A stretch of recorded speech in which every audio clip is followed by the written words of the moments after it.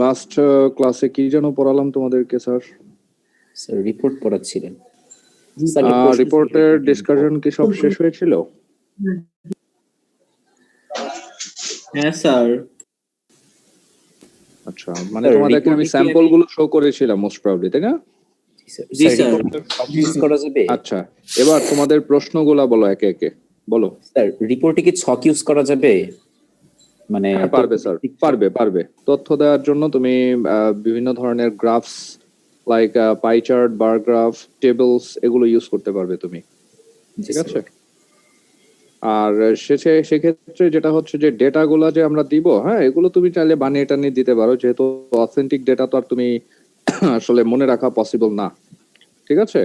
আর এগুলা ইনফ্যাক্ট কেউ ওভাবে করে ভেরিফাইও করবে না। সো তুমি চাইলে ডেটা তোমার মতো, তুমি আলটিমেটলি আমাদের উদ্দেশ্য হচ্ছে তুমি রিপোর্ট লিখতে পারো কি পারো না। তবে এক্ষেত্রে আমি একটু জিনিস সাজেস্ট করবো যে তোমরা একটু কাইন্ডলি পুরোনো বছরের যে টেস্ট পেপার আছে না, কারো বড় ভাইদের কাছ থেকে বা যে কোনো একটা ইস্যু থেকে তোমরা একটু কালেক্ট করার চেষ্টা করো। হ্যাঁ, ওই টেস্ট পেপার থেকে তোমরা বিভিন্ন জিনিস এখনই সলভ করা শুরু করে দাও। হ্যাঁ, তো ওখানে একটু খেয়াল করবে যে রিপোর্ট গুলো বেশিরভাগ ক্ষেত্রে কলেজগুলোতে বা বোর্ড এক্সাম গুলোতে কি ধরনের রিপোর্ট লিখতে আসে আর কি, ওইগুলো একটু দেখো। আমি কিন্তু কমন কতগুলো স্যাম্পল তোমাদেরকে দেখিয়েছি, লাইক তোমার ইফ টিজিং। হ্যাঁ, তুমি চাইলে এই টপিক গুলো লিখে নিউজ রিপোর্ট লিখে তুমি, অথবা একটা ইফ টিজিং সাথে ডেইলি স্টার, তারপরে হচ্ছে গ্লোবাল ওয়ার্মিং সাথে করে তুমি একটা নিউজ এজেন্সির নাম লিখে গুগল সার্চ করলে দেখবে যে ওই রিলেটেড রিপোর্ট চলে আসছে, ঠিক আছে? সো ওই রিপোর্ট গুলো একটু পড়বে, কেমন? পড়লে তোমার একটা ওভারঅল আইডিয়া মাথায় আসবে। মোট কথা হচ্ছে যে যেগুলো আমি তোমাদের ক্রাইটেরিয়া আছে রিপোর্ট লিখতে গেলে মেনটেন করতে হয়, সেগুলো তো ইন ডিটেলস বলেই দিয়েছি। ওকে, আচ্ছা, তো রিপোর্ট রাইটিং আমাদের শেষ। আমি মডিফায়ার্স পড়িয়েছি। এখন তোমাদের ইনফ্যাক্ট আমাদের অফিসিয়ালি সিলেবাস তেমন কিছু বাকি নেই। আমার মনে হয় যতটুকু সম্ভব তোমরা আমাকে রিকোয়েস্ট করেছিলে ইউনিট 15 এর লেসন 1 পড়াতে, ইস্টার্ন ইউনিভার্সিটি, তাই না? Yes sir. জি স্যার। Yes sir. হ্যাঁ, চ্যাপ্টারটা আজকে তাহলে স্টার্ট করি, আর এরপরে এটা শেষ হলে আমরা ইনশাল্লাহ ভয়েস কনভার্সন স্টার্ট করবো না, কেমন? আমাদের একটা মিটিং আছে শীঘ্রই। এখন কথা হচ্ছে যে ব্যাপারটা তো টোটালি আনসার্টেন যে তোমাদের কবে কলেজ খুলবে বা কলেজ খুললে তোমাদের কতদিন ক্লাস হবে। তবে যতটুকু বোঝা যায় মিনিস্ট্রি থেকে যতটুকু আমি শুনেছি যে কলেজ খোলার পরে মিনিমাম 3 মাস ক্লাস হবে, তোমাদের ফিজিক্যাল ক্লাস হবে। ক্লাস হয়ে তারপরে হচ্ছে তোমাদের টেস্ট এক্সাম হবে, এরকমটা আমি শুনেছি আর কি। আমি শিওরলি বলছি না। তো যেটাই হোক, সেক্ষেত্রে 3 মাস যদি তোমরা পাও তাহলেও অনেক ভালো। তাতে করে আমাদের যেই এতদিনে যে গ্যাপটা পড়েছে, অনলাইন ক্লাস করেছি বা মাঝখানে আমরা হয়তো অনেক সময় ইনঅ্যাক্টিভ ছিলাম, তো ওই 3 মাসে আশা করি তোমাদের যে ক্ষতিটা হয়েছে সেটা কিছুটা হলেও হয়তো রিকভার করা যাবে, আশা করা যায়, ঠিক আছে? তো যাই হোক, আমি আর কথা না বাড়িয়ে তোমাদের পড়াটা স্টার্ট করি। যে ফোর্থ রাউন্ড কুইজের পরে কি আরো কুইজ হবে?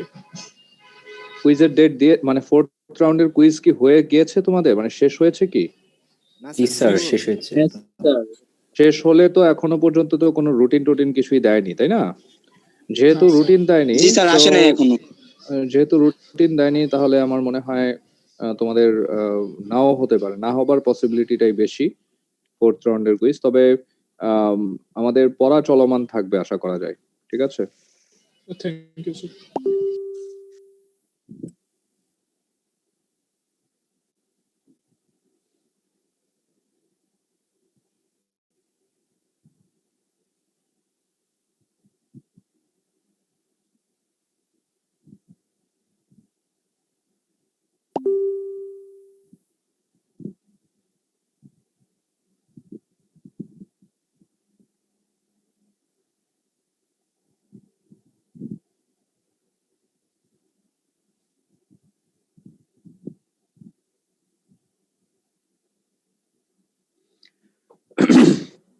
An Eastern University by Rabindranath Tagore.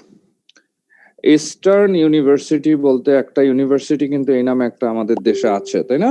একটা প্রাইভেট ইউনিভার্সিটি আছে ইস্টার্ন ইউনিভার্সিটি, সেটা না।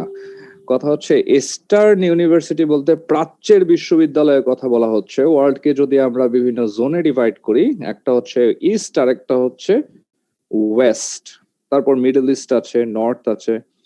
সো ওয়েস্টার্ন ইউনিভার্সিটি বলতে যেটা বোঝায় সেটা হচ্ছে তোমার ইউরোপিয়ান ইউনিভার্সিটি থেকে স্টার্ট করে আমেরিকান, ইউরোপিয়ান এসব ইউনিভার্সিটি, মানে পশ্চিমা দেশগুলোতে যে ইউনিভার্সিটি গুলো আছে সেগুলো। আর ইস্টার্ন ইউনিভার্সিটি বলতে আমাদের এই মূলত সত্যি কথা বলতে সাবকন্টিনেন্টের, মানে রবীন্দ্রনাথ ঠাকুর যে কনটেক্সটে লিখেছেন সেটা সাবকন্টিনেন্টের ইউনিভার্সিটির কথা বলছেন। এবং not only the university, the overall education system. Okay, সেই এডুকেশন সিস্টেমে আমাদের এখন অনেকগুলো কোয়েশ্চেন আমাদের মাইন্ডে আসে। প্রথম কোয়েশ্চেন আমাদের মাইন্ডে আসা উচিত, আচ্ছা স্যার, টেলিভিশন কে আবিষ্কার করেছেন? লজি বেয়ার্ড। ইলেকট্রিসিটি আবিষ্কারের ক্ষেত্রে কে কে অবদান রেখেছেন? মাইকেল ফ্যারাডের নাম উল্লেখ করা যায়, আলেকজান্ডার ভোল্টা, তারপরে হচ্ছে বেঞ্জামিন ফ্র্যাঙ্কলিন, এই নামগুলো উল্লেখযোগ্য নাম আছে, ঠিক না? কম্পিউটার আবিষ্কারের কথা ধরো, সেখানে অনেকগুলো নাম আছে, চার্লস ব্যাবেজ থেকে শুরু করে এইকেন, তারপরে হচ্ছে তোমার জন ভন নিউম্যান, এরপরে বিল গেটস, স্টিভ জবস, এদের নাম উল্লেখযোগ্য। এরপরে তোমার ধরো বিভিন্ন যত প্রকার, তারপর তুমি লিটারেচারের কথায় আসো, অ্যাস্ট্রোলজি, ফিলসফির কথায় আসো, ওয়েস্টার্ন ফিলসফি লাইক তোমার অ্যারিস্টটল, সক্রেটিস, তারপর আরো যত প্রকার আছে, মানে সামাজিক যত বিপ্লব আছে, সবকিছুতেই কিন্তু তোমার যে নামগুলো আসবে ম্যাক্সিমামটাই আসবে, আই মিন 99% নামগুলো আসবে কোত্থেকে? সব ওয়েস্ট থেকে। আমাদের মনে কি প্রশ্ন আসে না যে আমাদের এই সাবকন্টিনেন্টে এত এত লোকজন, আমাদের মানুষ সংখ্যা তো অনেক বেশি, ঠিক না? জনসংখ্যা আমাদের আনুপাতিক হারে ওয়েস্ট থেকে অনেক বেশি, অথচ আমাদের এখানে এরকম ধরনের ইনভেন্টরের নাম নাই কেন? বা আমরা কোনো কিছুর পায়োনিয়ার হতে পারি না কেন? এই প্রশ্নটা আমাদের মাইন্ডে আসে, ইজন্ট ইট? আমি একটু ব্যাকগ্রাউন্ড কথাগুলো বলে নিচ্ছি। এই ইস্টার্ন ইউনিভার্সিটি চ্যাপ্টারটা আমাদের যেখানে 6টা প্যারাগ্রাফ উল্লেখ করা হয়েছে, এটা আসলে একটা রিসার্চ পেপার টাইপের একটা পাবলিকেশন, একটা বিশাল বড় একটা এসে, ঠিক আছে? চাইলে তুমি এটার মেইন টেক্সটটা গুগল সার্চ করে দেখতে পারো। এটা অনেক বড় একটা লেখা, আই মিন তোমাদের এই বইয়ের প্রায় 1/3 পরিমাণ হবে লেখাটার আর কি সাইজ। কিন্তু সেখান থেকে সিলেক্টেড কয়েকটা মানে প্রাসঙ্গিক কিছু জিনিস তোমাদের এখানে টেক্সট আকারে দেওয়া হয়েছে আর কি। ওকে, এখানে এটা সম্পূর্ণ লেখাটা দেয়া নাই। সো এই জায়গায় আমাদের একটা জিনিস অবশ্যই একটা অ্যাস্টনিশিং ব্যাপার আছে, যে the whole text is written in English by Rabindranath Thakur himself. Okay, and you will be literally bewildered seeing the usage of language, usage of words and phrases. ওকে, সে জিনিসটা তুমি দেখবে। এখন একটা জিনিস হচ্ছে যে আমাদের এখানে আমরা ইনভেন্টর নাই, আমাদের এখানে আমরা শুধুমাত্র কি করি, আমরা লেখাপড়ার যে ব্যাপারটা, আমাদের যে এডুকেশন সিস্টেম নিয়ে আমরা প্রায় অভিযোগ করি যে আমাদের দেশের শিক্ষা ব্যবস্থা ভালো না, শিক্ষা ব্যবস্থায় অনেক ত্রুটি রয়েছে, ছাত্রছাত্রীরা ঠিক মতো শিখে না কোনো কিছুই। তো এই যে অভিযোগগুলো আমরা করি, এই অভিযোগের কিন্তু অনেকগুলো গ্রাউন্ড আছে, অনেকগুলা রিজন রয়েছে। আদৌ আমরা আমাদের লেখাপড়া থেকে আসলে আমরা কি শিখছি, আমাদের প্র্যাকটিক্যাল লাইফে এর কতটুকু প্রয়োজনীয়তা আছে? ইনফ্যাক্ট তুমি এখন ফিজিক্স, কেমিস্ট্রি, বায়োলজি, 4টা জিনিস, ফিজিক্স, কেমিস্ট্রি, বায়োলজি, ম্যাথ, এগুলো সবই তুমি পড়তেছো, এর কয়টা তোমার কতটুকু তোমার লাইফে কাজ হবে? তুমি লাইক এখন সায়েন্স পড়ছো, ওকে ফাইন, তুমি বুয়েটে চান্স পেলে, বুয়েটে চান্স পাওয়ার পরে তুমি ট্রিপলিতে লেখাপড়া করলে অথবা সিভিলে পড়ালেখা করলে, তুমি যে 100% সিভিল বা ট্রিপলি করে যে তুমি 100% ইঞ্জিনিয়ারই হবে সেটার কি গ্যারান্টি আছে? এমনও তো হতে পারে যে তুমি ট্রিপলি পড়ার পরে আইবি এর জন্য প্রিপারেশন নিলে, তুমি একটা এমবিএ করে নিলে, এমবিএ করে তুমি একটা ব্যাংকে জয়েন করলে, তখন তোমার এই সায়েন্স, এত থিওরি অফ রিলেটিভিটি, বিভিন্ন ধরনের বিক্রিয়া, পিরিয়ডিক টেবল, এগুলো কোথায় চলে যাবে তখন? Got my point? এরপরে আবার দেখো একটা জিনিস খেয়াল করে, যে তুমি এখন সবকিছু অনেক মানে সিরিয়াসলি পড়ার জন্য চেষ্টা করো ঠিকই, কিন্তু আলটিমেটলি এর কয়টা জিনিস তোমার লাইফে কাজে লাগতেছে, এটা অবশ্যই আমার একটা দেখার বিষয়। That means, are we really dealing with knowledge, or are we becoming really knowledgeable? এই প্রশ্নটা অবশ্যই রইল। ঠিক আছে, যে আমরা কি আসলে জ্ঞান চর্চা করছি নাকি শুধুমাত্রই ইনফরমেশন নিয়ে চর্চা করতেছি, শুধুমাত্র আমরা ইনফরমেশন দেখছি নাকি জ্ঞান দেখছি। দ্যাট মিনস আমি এখন পর্যন্ত যতগুলো কথা বললাম এই সবগুলো কথা একটু আশা করি মনোযোগ দিয়ে তোমরা শুনেছো, এবং এই ব্যাপারগুলোকে আমি আমার এই চ্যাপ্টারের সাথে রিলেট করব। ওকে, সো এই চ্যাপ্টারটা পড়াতে বেশ বেশ অনেক সময় লাগবে, আমি আস্তে আস্তেই পড়বো, সমস্যা নেই, একটু ধৈর্য ধরে শুনবে, বাট রিয়েলি ইন্টারেস্টিং। আরেকটা জাস্ট কথা বলে নিই, আমরা কি থ্রি ইডিয়টস মুভিটা দেখি নাই এমন কেউ আছি? থ্রি ইডিয়টস মুভিটা দেখি নাই? জি স্যার, আমি আছি। কে আছো? অনিরুদ্ধ, জি স্যার। তুমি আজকেই এটা নেট থেকে ডাউনলোড করে নেওয়া হোক বা যেমনি হোক, আজকেই এই মুভিটা দেখবা। Okay sir. আর যে যে দেখো নাই, যে দেখো নাই, এই থ্রি ইডিয়টস মুভিটা অবশ্যই অবশ্যই দেখবে। কেমন? একই সাথে তোমার এন্টারটেইনমেন্টও হবে, হ্যাঁ, এবং এই চ্যাপ্টারের সাথে আমি রিলেট করবো জিনিসটাকে। ওকে ওকে, Universities should never be made into mechanical organizations for collecting and distributing knowledge. কথাটা কি বলেছে এখানে? এই চ্যাপ্টারের মধ্যে আমরা যে লাইনগুলো দেখবো সেই লাইনগুলো কিন্তু প্রত্যেকটাই জাস্ট আমি আক্ষরিক অনুবাদ করব না, এখানে আমাদের কিছু ভাবার্থ রয়েছে, কিছু কি বলা যায় যে থিম্যাটিক ট্রান্সলেশন যেটাকে বলা হয়, সেই থিম্যাটিক ট্রান্সলেশন হবে, ওয়ার্ড টু ওয়ার্ড ট্রান্সলেশন হবে না, এবং শুধুমাত্র ট্রান্সলেশন করলে তুমি অনেকগুলো লাইন বুঝবে না, ঠিক আছে? ইনফ্যাক্ট এখানে প্রত্যেকটা লাইনের পেছনে আমাদের বেশ কয়েকটা পয়েন্ট মনে রাখতে হবে। দেখি, Universities should never be made into mechanical organizations for collecting and distributing knowledge. That means university ke kokhonoi to be made into mane ki to transform into, to change, মানে ইউনিভার্সিটি কে কখনো পরিণত করা চলবে না কিসে? into mechanical organizations. Mechanical organization মানে কি sir? Mechanical organisation মানে হচ্ছে গিয়ে যান্ত্রিক প্রতিষ্ঠান। এবার মেকানিক্যাল ফোর্স সম্পর্কে নিশ্চয়ই তোমরা সায়েন্সে পড়ো, তোমাদের আমি নতুন করে বোঝাবো না। একটা ফ্যান চালু করলে ফ্যান ঘুরে, ওর মধ্য দিয়ে একটা ইলেকট্রিসিটি যায়, ইলেকট্রিসিটি গিয়ে ওইটার মধ্যে কয়েল থাকে, ম্যাগনেটস থাকে, এরপর ইলেকট্রিক এনার্জিটা সেখানে মেকানিক্যাল এনার্জিতে কনভার্ট হচ্ছে। এখন একটা ফ্যানের মধ্যে কি তুমি ফোন করতে পারবা? একটা ফ্যান দিয়ে কি তুমি ফোন করা পসিবল? অথবা তোমার হাতে থাকা মোবাইল ফোনটা দিয়ে কি তুমি বাতাস খাইতে পারবা? ওটা কি ঘুরবে? ওটার মধ্যে কি মানে ওইটার ভিতরে যে মোটরটা আছে ওটা কি তোমাকে বাতাস দেবে? Not possible and it's not relevant actually, এটা কোনো পয়েন্টই হইল না কথাটা। কারণ কি, এই মেকানিক্যাল অর্গানাইজেশন মানে হচ্ছে সিস্টেমেটিক। দ্যাট মিনস এমন একটা সিস্টেমের মধ্যে জিনিসটাকে বেঁধে দেওয়া হলো যে ও ওই সিস্টেমের বাইরে বেরোতে পারবে না। কথা বুঝাতে পারছি আমি? একটা 20 ওয়াটের লাইট কখনো কি 40 ওয়াটের আলো দিবে না, ওকে 20 ওয়াট পর্যন্তই বেঁধে দেওয়া হয়েছে, ঠিক আছে? এইভাবে করে তোমার খেয়াল করে দেখো যে এই mechanical organisations for collecting and distributing knowledge, university কি করতেছে? নলেজ কালেক্ট করছে এবং নলেজ ডিস্ট্রিবিউট করছে, তার একটা সিস্টেম। সেই সিস্টেমটা কি? এখানে নলেজেবল পারসনকে নিয়োগ দেওয়া হবে অ্যাজ এ টিচার। এখানে আমরা শুধুমাত্র ইউনিভার্সিটিস কথাটা ধরবো না, ইউনিভার্সিটি থেকে স্টার্ট করে স্কুল, কলেজ, সব ধরনের শিক্ষা প্রতিষ্ঠানকে ধরে নিব আমরা। কেমন? সো এই ইউনিভার্সিটিকে কখনোই যান্ত্রিক প্রতিষ্ঠানে পরিণত করা যাবে না, শুধুমাত্র জ্ঞান সংগ্রহ এবং বিতরণের একটা প্রতিষ্ঠান হিসেবে এটাকে পরিণত করা সম্ভব নয়, এটা বলছেন তিনি। এর মানেটা কি? তার মানে রবীন্দ্রনাথ ঠাকুর শুরুতেই এখানে একদম ইউনিভার্সিটির যেই বেসিক যে ব্যাপারটা সেটাকেই তিনি রিফিউজ করে দিচ্ছেন। এর মানে কি? ইউনিভার্সিটি টিচার নিয়োগ দিচ্ছে, টিচার নিয়োগ দিয়ে আবার একই সাথে তিনি ওই টিচার গুলো আবার কি করছে? স্টুডেন্টদেরকে পড়াচ্ছে, স্টুডেন্টরা টিচারদেরকে পড়াচ্ছে না, ঠিক না?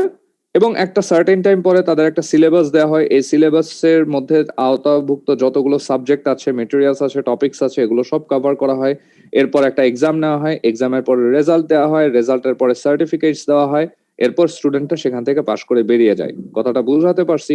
যেমন একটা সিস্টেম, তোমাদের যেমন একটা সিলেবাস আছে, এই যে ইংলিশ ফর টুডে বইটা তোমাদেরকে দেওয়া হয়েছে, এই বইয়ের বাইরে আর ইংলিশ সেকেন্ড পেপারের জিনিসগুলোর বাইরে কি আমাদের বিশেষ কিছু পড়ার সুযোগ আছে বা সময় আছে আমাদের? সেটা নাই, ঠিক আছে? সো এই যে আমরা একটা সিস্টেমের মধ্যে আবদ্ধ আছি, এই ইসে বলছেন, রবীন্দ্রনাথ বলছেন যে এরকম সিস্টেমেটিক অর্গানাইজেশন বানানো চলবে না। সেরকম কি?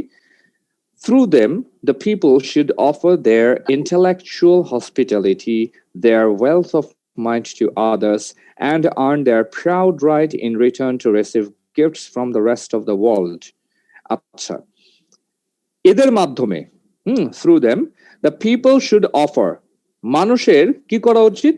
মানুষকে দেয়া উচিত, অফার করা উচিত। People should offer their intellectual hospitality. এই যে টার্মটা আছে, এই টার্মটা একটা কথায় নিশ্চয়ই ব্যাখ্যা করা যাবে না। বুদ্ধিবৃত্তিক আতিথেয়তা বলতে তুমি কি বুঝো আসলে? ইন্টেলেকচুয়াল হসপিটালিটি, বুদ্ধিবৃত্তিক আতিথেয়তা, এটা আবার কি? আবার ওয়েলথ অফ মাইন্ড জিনিসটা কি? ওকে, প্রথমে আসি ওয়েলথ অফ মাইন্ড জিনিসটা কি। ওয়েলথ অফ মাইন্ড হচ্ছে, এখানে হয়তো অনেক স্টুডেন্ট আছো যারা খুব ভালো ক্রিকেট খেলতে পারো, আছো না? ভালো ক্রিকেট খেলতে পারো এরকম কে কে আছো এখানে? আসো নাকি কেউ? স্যার মোটামুটি পারি। ওকে, রিদওয়ান মোটামুটি পারে। ভালো গান গাইতে পারো এরকম কেউ আসো নাকি? স্যার পারি স্যার। কে এটা? অনন্ত? স্যার লুবান। না স্যার লুবান স্যার 106 রোল। 106।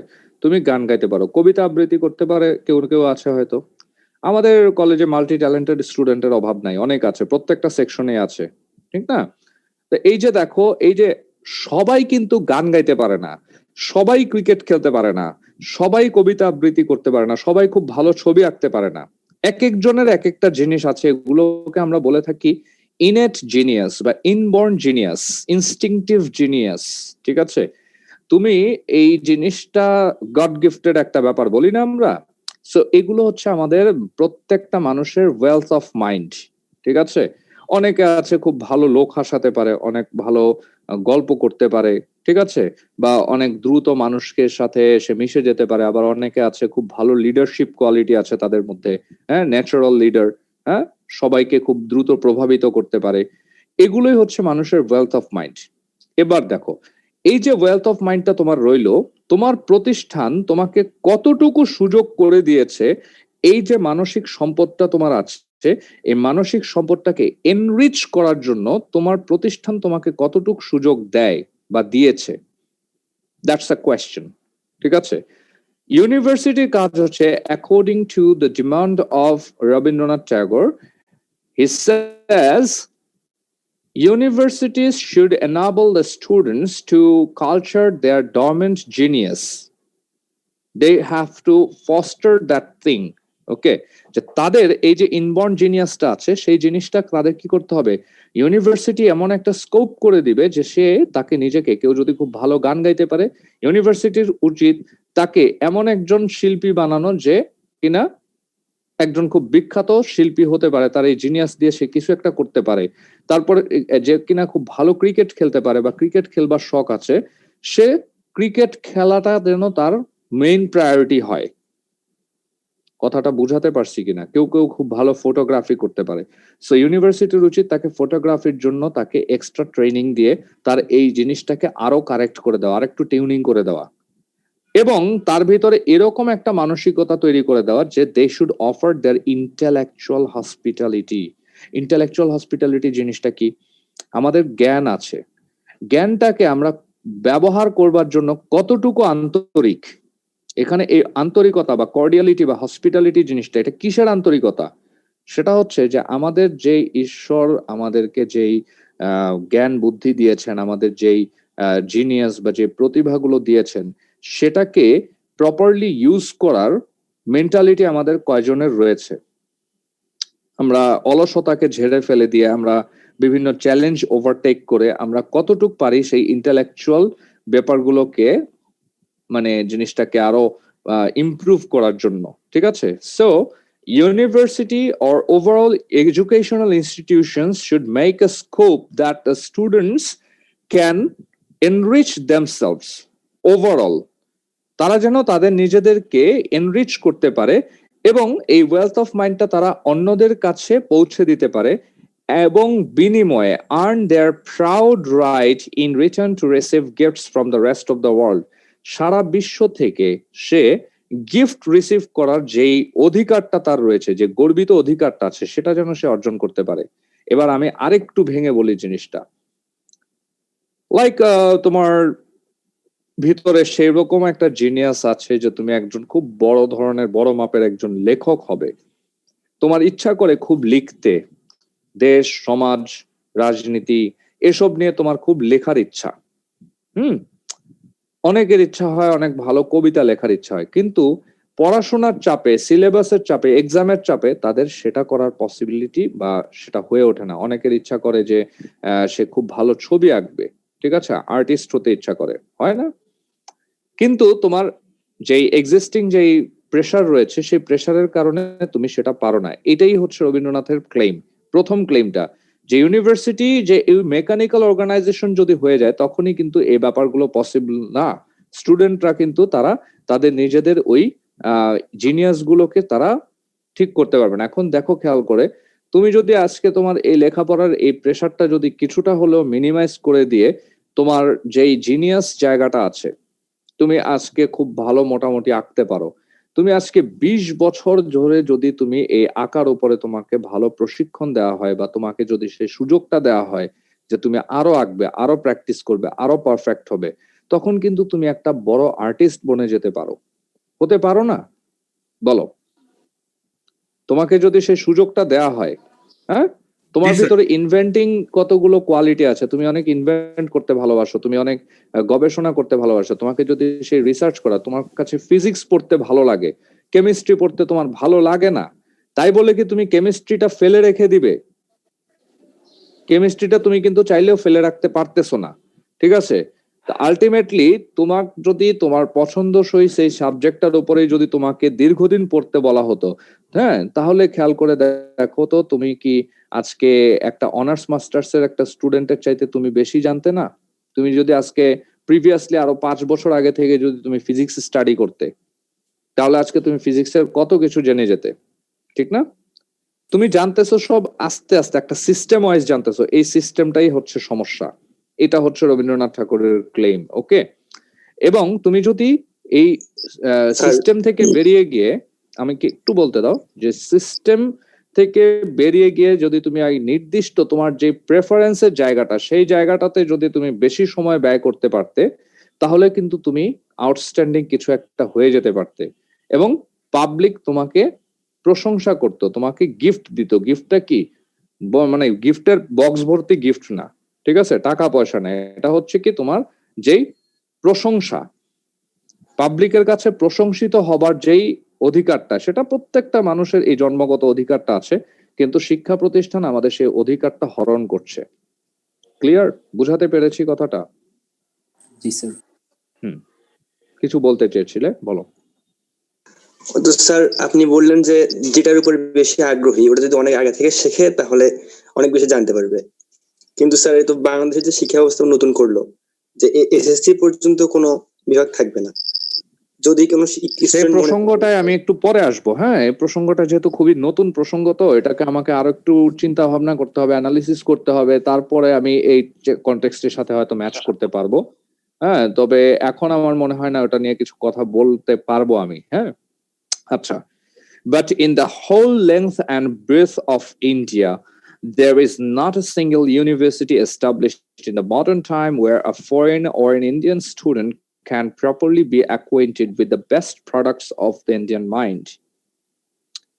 আচ্ছা, বলছে but in the whole length and breadth of India, length হচ্ছে গিয়ে দৈর্ঘ্য আর ব্রেথ হচ্ছে প্রস্থ, পুরো ইন্ডিয়ার বা ভারতবর্ষের দৈর্ঘ্য এবং প্রস্থ। এখানে ইন্ডিয়া বলতে কিন্তু আমাদের বাংলাদেশও ইনক্লুডেড, কারণ তৎকালীন সময় রবীন্দ্রনাথের সময় তো ব্রিটিশ পিরিয়ড, ঠিক আছে? সো এখানে বাংলাদেশ, মিয়ানমার, শ্রীলঙ্কা, পাকিস্তান, নেপাল, ভুটান, পুরো সাবকন্টিনেন্টে তো অবশ্যই ব্রিটিশ ডোমিনিয়ন ছিল। সো পুরো ভারতবর্ষে এমন একটি বিশ্ববিদ্যালয় প্রতিষ্ঠিত হয়নি এই আধুনিক যুগে যেখানে কিনা একটি বিদেশি অথবা দেশি ছাত্র বা ছাত্রী তারা যথাযথভাবে অ্যাকোয়াইন্টেড with or introduced with or familiar with the best products of the Indian mind. Indian মানুষ, ভারতীয় মানুষের সাথে, ভারতীয় মনের সাথে, ভারতীয় মনের যেই সর্বোত্তম যেই উপাদানগুলো আছে সেটার সাথে সে পরিচিত হতে পারে। আচ্ছা, ভারতীয় মানুষ জিনিসটা কি? ইন্ডিয়ান মাইন্ড জিনিসটা হচ্ছে, আমাদের দেখো খেয়াল করে যে কয়টা আইকন রয়েছে আমাদের এই টোটাল সাবকন্টিনেন্টের মধ্যে, যে আইকন গুলোকে সারা বিশ্ব চেনে, এরকম কয়টা আইকন আছে? হাতে গোনা কয়েকজন পাবে। আর যদি তুমি ইংল্যান্ডের সাথে যদি কম্পেয়ার করো, তাহলে ব্যাপারটা দাঁড়াবে কত, মনে করো 100 জনের ভিতরে তুমি কমসে কম 80 জনই পাবে ইংল্যান্ড থেকে, ঠিক আছে? এরকম একটা ব্যাপার। বাকি অনেকগুলো তো পাবে তুমি ফ্রান্স থেকে, ইটালি থেকে পাবে তুমি, ঠিক আছে? কয়জন আর্টিস্ট আছে এই সাবকন্টিনেন্টের মধ্যে যেটাকে কিনা সারা বিশ্ব চেনে? কয়জন রাইটার আছে যাকে সারা বিশ্ব চেনে? কয়জন ইনভেন্টর আছে যাকে সারা বিশ্ব চেনে? ব্যাপারটা হচ্ছে এটা, যে সারা বিশ্ব চেনে এরকম লোকজন আসলেই খুব কম। মারিয়া শারাপোভার নাম শুনেছো তোমরা? স্যার জি স্যার। বিখ্যাত টেনিস তারকা, ঠিক না? টেনিস অনেকগুলো জি, স্যার। টেনিসের গ্র্যান্ড স্লাম জিতেছেন তিনি। তো এই মারিয়া শারাপোভাকে সারা বিশ্ব চেনে, রজার ফেদেরারকে সারা বিশ্ব চেনে, সচিন তেন্ডুলকারকে কিন্তু সারা বিশ্ব চেনে না। কারণ কি? ক্রিকেট খেলা আছেই বা কয়টা দেশে স্যার? কয়টা দেশ ক্রিকেট খেলে? এটা একটা প্রশ্নের ব্যাপার। একবার মারিয়া শারাপোভাকে মনে হয় জিজ্ঞাসা করা হয়েছিল সচিন তেন্ডুলকার সম্পর্কে। She said that I don't know him. অস্বাভাবিক কিছু না কিন্তু, ঠিক আছে? রাশিয়াতে সে বড় হয়েছে, একজন রাশিয়ান সোভিয়েত একজন মহিলা আছে, ক্রিকেট খেলা সে দেশে চলেই না, দেখেই না। জার্মানিতে গিয়ে তুমি ক্রিকেট খেলার বিশাল বড় বড় তারকাকে জিজ্ঞাসা করো তো, হ্যাঁ, ক্রিকেট খেলার এরা চেনে কিনা? ব্যাপারটা হচ্ছে এরকম আর কি, যে এখন যেটা হচ্ছে যে আমাদের এই ইন্ডিয়ান মাইন্ডের সাথে যদি ফরেন কোন ইউনিভার্সিটির স্টুডেন্টও যদি এই দেশে পড়তে আসে, হ্যাঁ, অনেক ফরেনার যদি পড়তে আসে, তারা কিন্তু এই ইন্ডিয়ান মাইন্ডের সাথে সে পরিচিত হতে পারবে না। সে এসে এখানে নিউটনের সেই গতিসূত্রগুলা সেও পড়বে, ঠিক আছে? Newton is not an Indian man, ঠিক না? সে বসে নিলস বোরের থিওরি পড়বে, সে রাদারফোর্ডের থিওরি পড়বে। এগুলা তো অবশ্যই ইন্ডিয়ান কোনো নাম না, তাই না? সো তুমি যে এত জীবন ভরে তুমি তোমার যতগুলো সাবজেক্ট পড়তেছো, একমাত্র বাংলা বাদ দিলে, সমাজ বিজ্ঞান এ সমস্ত জিনিস বাদ দিলে, কয়টা জিনিস আছে যে তোমার এই দেশি কোনো নাম পাও তোমার বইয়ের মধ্যে? কয়টা আছে? খুব রেয়ার ব্যাপার না? হ্যাঁ, ম্যাথমেটিক্স এর মধ্যে দুই একটা হয়তো পাবে তুমি। হ্যাঁ, বলো। স্যার এই ঘটনাটা স্যার ইন্ডিয়ান সাবকন্টিনেন্ট নিয়ে লেখা হয়েছিল স্যার, মানে স্যার যখন বাংলাদেশ আর ইন্ডিয়া একসাথে ছিল, কিন্তু স্যার বাংলাদেশ আর ইন্ডিয়া আলাদা হয়ে যাওয়ার পর আমাদের অবস্থা স্যার কিন্তু ইন্ডিয়া থেকে এখনো পিছনে, কারণ ইন্ডিয়ান আইআইটি গুলা স্যার আমাদের থেকে অনেক আগে, বা ইন্ডিয়ান প্রযুক্তি গুলা অনেক আগে গেছে, কিন্তু আমরা তো এটা হওয়াটা অস্বাভাবিক কিছু না। ইন্ডিয়া হচ্ছে 150 কোটি লোকের দেশ, এত বড় একটা দেশ, ওদের লোক সংখ্যা বেশি হওয়াটা অস্বাভাবিক কিছু না। ওদের ক্যাপেবল লোকের সংখ্যা বেশি, আমাদের তো লোক সংখ্যা ওদের অনুযায়ী অনেক কম। সো বাংলাদেশ পাকিস্তানের সাথে ইন্ডিয়ার তুলনাটা ওভাবে করে আসলে বলাটার গ্রাউন্ড আসলে কম। হ্যাঁ, ঠিক আছে, ইন্ডিয়ানরা অনেকটা এগিয়ে গিয়েছে, আবার অনেক দিক থেকে আমাদের থেকে অনেক পিছিয়েও আছে, এটাও কথা সত্যি, ঠিক আছে? সো যেটাই হোক, আমি সে প্রসঙ্গে পরে যাচ্ছি। তো এখানে ইন্ডিয়ান মাইন্ডের সাথে তোমার কেউ পরিচিত হবার কোনো সুযোগ নাই, কারণ আমাদের শিক্ষা ব্যবস্থার মধ্যে আমাদের নিজস্ব বলতে কিছু নাই। এটা বলতে চাচ্ছেন তিনি, যে আমাদের নিজস্ব বলতে কিছু নাই। আমাদের নিজস্ব কোনো থিওরিস্ট নাই, কোনো ফিলোসফার নাই। ইনফ্যাক্ট আমাদের যে এডুকেশন সিস্টেমটা আছে সেটাও আমাদের নিজের সিস্টেম না। আমরা হয় ব্রিটিশ নয় আমেরিকান সিস্টেমে লেখাপড়া করতেছি। এই কথাটা একটু বুঝবো আমরা, ঠিক আছে? For that we have to cross the sea and knock at the doors of France and Germany. লজ্জাজনক একটা কথা লিখেছেন তিনি, যে ওর জন্য, মানে ফর দ্যাট বলতে তিনি আক্ষরিকভাবে বোঝাচ্ছেন যে for that expected good education, সুশিক্ষার জন্য, উচ্চশিক্ষার জন্য we have to cross the sea, আমাদেরকে সমুদ্র পাড়ি দিতে হয়। রবীন্দ্রনাথের আমলে তো আর প্লেন উঠতেছিল না ওই সময়টাতে, ঠিক আছে? ওই সময়টাতে দেখা যাচ্ছে যে তোমার মোটামুটি বিলেত যাইতো মানুষ সমুদ্র পাড়ি দিয়ে, তাতেও সমাজে কুসংস্কারের অভাব নেই। সমুদ্র পাড়ি দেওয়া অনেক বিরাট একটা পাপের কাজ হয়ে যেত আর কি। হ্যাঁ, সমুদ্র পার হয়ে এক দেশ থেকে আরেক দেশে যাওয়াটা ওই তৎকালীন গোরা সমাজের মধ্যে কিছুটা ছিল আর কি, কুসংস্কার ছিল বিভিন্ন ধরনের। হ্যাঁ, মানে তো এই জন্য তিনি ওভাবে করে মেনশন করছেন যে আমাদের সমুদ্র পাড়ি দিতে হয়, মানে কি ব্যাপারটা হচ্ছে অনেক বড় একটা যজ্ঞ সাধন করতে হয়। and knock at the door of France and Germany. France এবং জার্মানির দরজা করা নাড়তে হয়। এখানে ফ্রান্স জার্মানি বলতে শুধুমাত্র ফ্রান্স জার্মানি নয়, হোল ইউরোপ বোঝাচ্ছেন যে আমাদের ভালো শিক্ষার জন্য আমাদের কি করতে হয়, ইউরোপে গিয়ে পাড়ি জমাতে হয়। এ কথাটা কিন্তু আজও পর্যন্ত সত্যি। তুমি দেখো তো, তুমি ইউনিভার্সিটির টিচারদের অথবা একজন ভালো একজন ফিজিশিয়ান, ডাক্তাররা কি করেন, তাদের নামের সাথে তারা কোন কোন জায়গা থেকে কি কি ডিগ্রি নিয়েছেন সেই দেশগুলোর নাম পর্যন্ত মেনশন করে দেন। তাতে করে কি হয়, তার ভ্যালুটা বাড়ে, isn't it? পাশাপাশি দুজন কার্ডিওলজিস্ট বসেছেন মনে করো, দুইজন কার্ডিওলজিস্টের চেম্বার, একজন কার্ডিওলজিস্টের লেখা তার যোগ্যতা হচ্ছে সে এমবিবিএস করেছে, সে বিএসএমইউ থেকে পড়েছে, তারপরে সে তোমার বারডেম থেকে একটা দুইটা সিসিডি করা আছে তার, হ্যাঁ, এগুলা টোগুলা সবকিছু করার পরে সে বিসিএস ও দিল, বিসিএস ডক্টর।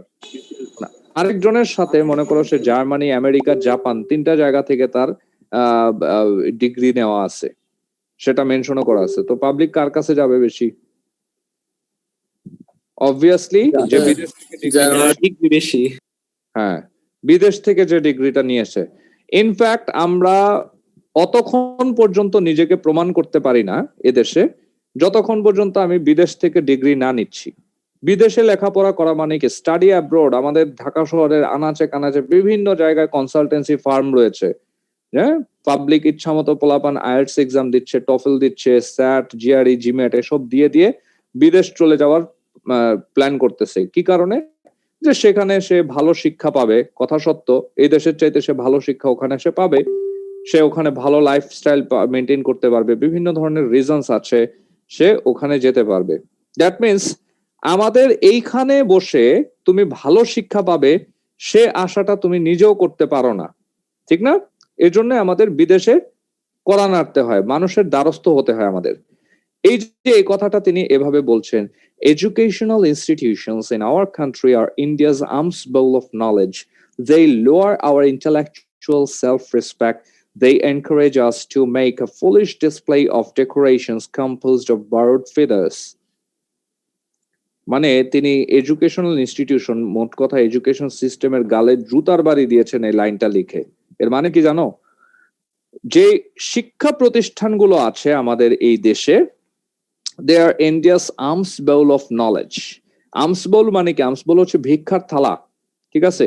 ভিক্ষার থালা, জ্ঞানের ভিক্ষার থালা স্বরূপ। এটা এখানে একটা মেটাফোর ইউজ করেছেন তিনি। ভিক্ষার থালার সাথে এডুকেশনাল ইনস্টিটিউশনকে কম্পেয়ার করা হয়েছে। কেন? কারণ এখানে তিনি কোয়ালিটি প্লাস কোয়ান্টিটি দুটো জিনিসকে তিনি ইন্ডিকেট করেছেন। প্রথমত, সমগ্র ভারতবর্ষটাকে তুমি একটা থালার সাথে কম্পেয়ার করো, একটা থালা, এটা হচ্ছে একটা থালা, এবং এডুকেশনাল ইনস্টিটিউশন যেগুলো আছে সেগুলো হচ্ছে সেই আর্মস গুলো, ভিক্ষাগুলো।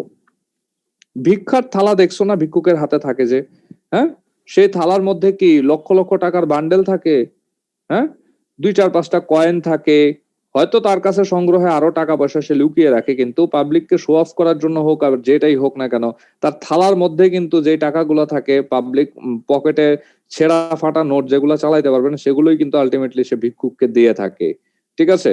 সো একটা জিনিস অবশ্যই এখন তোমাকে খেয়াল করতে হবে যে তোমার ওই ভিক্ষার থালার মধ্যে অল্প পরিমাণ টাকা থাকে, কিছু কয়েন, কিছু ছেঁড়া ফাটা নোট, পরিমাণ কম, এবং টাকাগুলোর কি কোয়ালিটিও খারাপ, কোয়ান্টিটি এবং কোয়ালিটি দুটোই খারাপ। এবার তুমি ইন্ডিয়াটাকে এরকম একটা থালার মতো করে চিন্তা করো তো। ইন্ডিয়াটা বিশাল বড় একটা দেশ। এই বিশাল বড় দেশের মধ্যে যেই পরিমাণ যত সামান্য যাই ইউনিভার্সিটি বা এডুকেশনাল ইনস্টিটিউশন রয়েছে সেগুলো কি আম জনতার জন্য তো একদমই যথেষ্ট না। হ্যাঁ, আজকে বুয়েটের মধ্যে মাত্র 1050টা সিট, হ্যাঁ, তো বুয়েটের মতো প্রতিষ্ঠান বাংলাদেশে কয়টা আছে? আজকে ব্র্যাকের মতো প্রতিষ্ঠান বাংলাদেশে কয়টা আছে? ঢাকা ইউনিভার্সিটির মতো প্রতিষ্ঠান কয়টা আছে? কি পরিমাণে আছে? এরা কি পরিমাণ স্টুডেন্ট নিতে পারে? আমরা কিন্তু ওই যে তোমাদেরকে আমি লেসন 2 পড়িয়েছি, সেটার মধ্যে দেখিয়েছি হায়ার এডুকেশনের কি অবস্থা আমাদের, ঠিক আছে? সো এডুকেশনাল ইনস্টিটিউশন গুলো কি একে তো সংখ্যায় কম, পরিমাণে কম, প্রয়োজন অনুযায়ী আমাদের এদের সংখ্যা কম, দ্বিতীয়ত হচ্ছে এদের কোয়ালিটিও খারাপ। তার মানে কি এটা এটাকে একটা ভিক্ষার থালার সাথে কম্পেয়ার করা যেতে পারে। ঠিক আছে, সো এই কথাটার এক্সপ্লেনেশন পেলে যে education institutions in our country are India's arms bell of knowledge, এবং তিনি এক্সপ্লেনেশন দিয়েছেন they lower our intellectual self respect. এরা কি করে আমাদের যে বুদ্ধিবৃত্তিক যে সেলফ রেসপেক্ট আছে, আমাদের যেই কি বলা যায় যে আমাদের যে আত্মসম্মান বোধ রয়েছে, বুদ্ধিবৃত্তিক যে আত্মসম্মান বোধ, সে জিনিসটাকে কি করে দেয়, লোয়ার করে বা রিডিউস করে দেয়। এর মানে কি, তুমি আজকে এক্ষেত্রে আমি সবসময় একটা এক্সাম্পল উল্লেখ করি। আমি একবার একটা ইসে দেখেছিলাম, কি বলা যায় যে একটা ইউনিভার্সিটির বিজ্ঞাপন দেখেছিলাম, আমি ইউনিভার্সিটির নামটা মেনশন করছি না। সেই ইউনিভার্সিটির দেশের খুব স্বনামধন্য টপ 5 এর মধ্যে আছে, সেই ইউনিভার্সিটির লিস্ট করলে টপ 5 এর মধ্যে হবে ইউনিভার্সিটিটা। তো তাদের বেশ কিছু টিচার দরকার, তারা টিচার নিয়োগের একটা সার্কুলার এই যে ইয়েতে দিয়েছে, নিউজ পেপারে দিয়েছে। তো সেই সার্কুলারে দেয়া আছে টিচারদের অ্যাপ্লাই করার যোগ্যতা। ঠিক আছে, এই যে মনে করো যে সিজিপিএ বেঁধে টেঁধে দিছে যে এত অ্যাটলিস্ট এত সিজিপিএ থাকতে হবে, এতটা পেপার পাবলিকেশন থাকতে হবে, এবং north American degree is a must, এটা লিখছে।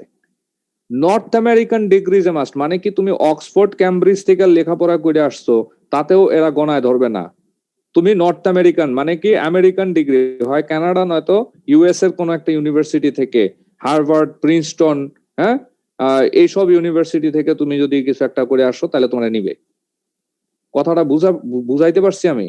মানে সেই যে ইউনিভার্সিটি, ওখান থেকে যদি কোনো একটা ডিপার্টমেন্ট একটা স্টুডেন্ট ফার্স্ট ক্লাস ফার্স্ট হচ্ছে, সেও ওই যোগ্যতা হলো না যে সে ওই ইউনিভার্সিটিতে শিক্ষক হিসেবে নিয়োগ পায়। তার মানে কি, তাদের নিজেদের উপরেই নিজেদের ভরসা নাই যে আমি যে একটা ছেলেকে ফার্স্ট ক্লাস ফার্স্ট বানাইলাম, হ্যাঁ, তার মানে এর যোগ্যতা নাই।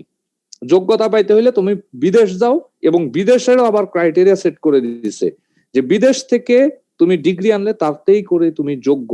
আমার ইউনিভার্সিটিতে তুমি যোগ্য নও, আমার থেকে তুমি বেস্ট রেজাল্ট পাইলেও তুমি যোগ্য না। তার মানে কি, নিজের প্রতি নিজের কোনো কনফিডেন্স নাই। So their lower our intellectual self respect, মানে হচ্ছে আমাদের ইউনিভার্সিটি গুলোর কালচারটাই এরকম হয়ে গিয়েছে যে ইউনিভার্সিটির টিচারদের প্রমোশন বলো, ইমেজ বলো, তাদের পাওয়ার বলো, সবকিছুই ডিপেন্ড করে how many foreign degrees they have got. কথাটা বুঝাইতে পারছি? তার মানে তোমার নিজের ইউনিভার্সিটি থেকে তুমি যত যা কিছুই করো না কেন, তোমার ওইটা দিয়েই কাজ হবে না। ঠিক আছে, হুমায়ুন আহমেদ ঢাকা ইউনিভার্সিটির রসায়ন বিভাগে বেশ অনেকদিন তিনি শিক্ষকতা করেছেন, আমরা জানি সেটা, তাই না? তো তিনি একটা উপন্যাসে উল্লেখ করেছেন তার বাস্তব অভিজ্ঞতা যে সেই ডিপার্টমেন্টের হেড তাকে বলতেছে যে বিদেশি ডিগ্রি না নিলে তুমি এখানে এই মাস্টারি করে, এই বিশ্ববিদ্যালয়ে মাস্টারি করে তোমার কোনো লাভ নাই, তুমি কোনো প্রমোশনও পাবে না, কিছুই পাবে না, তোমাকে রাজনীতি করতে হবে, তোমাকে বিদেশি ডিগ্রি নিতে হবে, হ্যান ত্যান আরো বিভিন্ন ধরনের ক্রাইটেরিয়া আছে।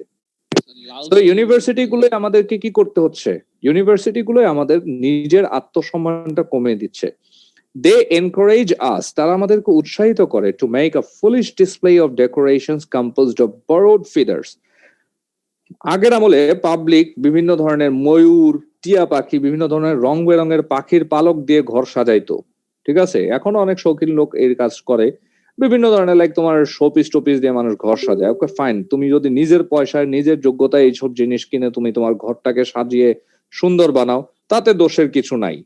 কিন্তু ঘটনাটা যদি হয় এরকম যে তুমি তোমার ঘরটাকে সুন্দর করে সাজানোর জন্য তুমি তোমার পাশের বাড়ির লোকের কাছ থেকে ধার করে নিয়ে আসলে এই জিনিসগুলা, যে ভাই আমাদের 2-3 দিন ঘরের মধ্যে ভিআইপি গেস্ট আসবে, আমাকে 2-3 দিনের জন্য আপনার ঘরের এই শোপিস গুলা সব দেন, একটু ঘরটা সাজাই, তাতে করে কি তোমার সেই পরিপূর্ণ তৃপ্তিটা আসবে?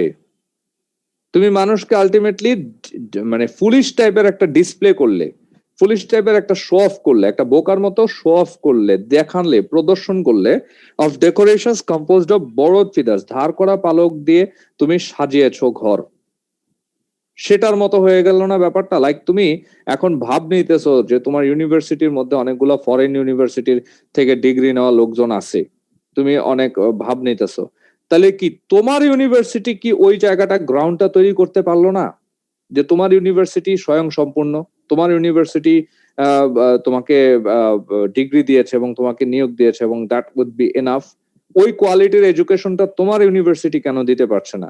কেন বছরের পর বছর ধরে এত ব্রেইন ড্রেইন হচ্ছে, এত স্টুডেন্ট বাইরের দেশে চলে যাচ্ছে, কেন তুমি ধরে রাখতে পারছো না স্টুডেন্টদেরকে?